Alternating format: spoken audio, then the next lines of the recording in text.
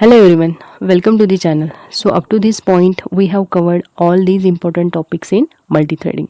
In this video we are going to learn about thread synchronization, which is very important concept to understand when working with multiple threads. Okay, so in this video we will discuss what is thread synchronization and different ways to achieve thread synchronization in Java.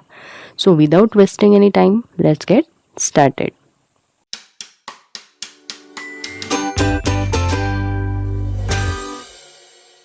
So synchronization is the process of making sure that only one thread uses or access a shared resource or data at a time so that they don't interfere with each other.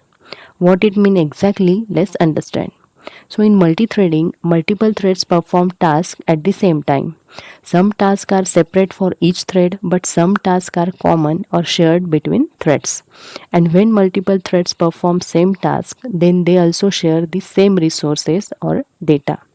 This means multiple threads can use or access same resources or data commonly at the same time when they perform the same task. For example, let's take an example of online shopping. Imagine person A want to buy phone online. At the same time, person B also want to buy the same phone, but only one phone is left in stock. So can both people buy that one phone? No.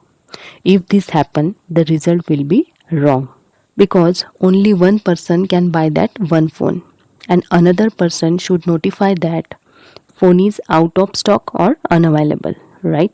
Now think of this at the thread level.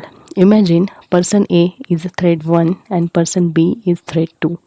Both the threads performing same task of buying items. And as I said before, when multiple threads perform same task, then they also share the same resource or data. So here they share the same resource, that is phone. So here both the threads are trying to access the same shared resource at the same time. And when both the threads uses the same resources together at the same time, then it can cause a wrong or unpredictable result. Because when one thread is using the shared resource and the other thread must wait until the first thread finish accessing a resource, right? But here both the threads accessing the resource together at the same time, which can cause the wrong or unpredictable result. So basically, in multithreading, when multiple threads uses shared resources at the same time or concurrently, then it can cause unpredictable result. And this type of situation in multithreading is called as race condition or thread interference. And this is a problem, right? To resolve this problem, thread synchronization play a very important role. How? Let's understand.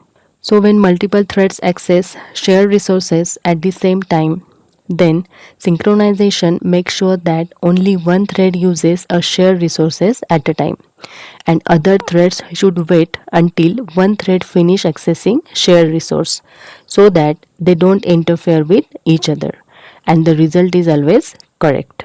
Clear? So simply keep in mind, thread synchronization helps to prevent issues that occur when multiple threads access shared resources or data at the same time. Okay? And we can achieve synchronization in Java using three common ways.